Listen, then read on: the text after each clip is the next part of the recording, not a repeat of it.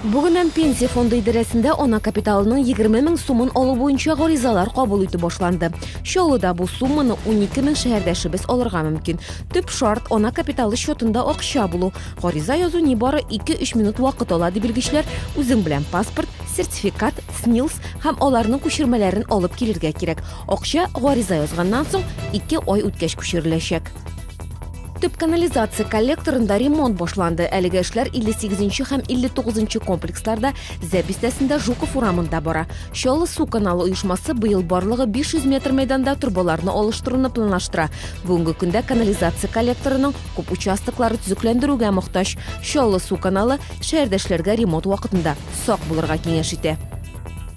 9 майда бәйрәм чаралары Муса Җәлил һәйкәленә чәчәкләр салудан башланып китәчәк. Бәйрәм парады иртәнге сәгать 10-да Ватан ана мемориалы каршында булачак.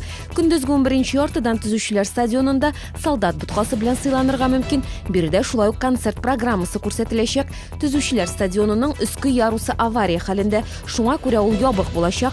Аскы яруста тагын 150 утыру урыны киләчәкләр.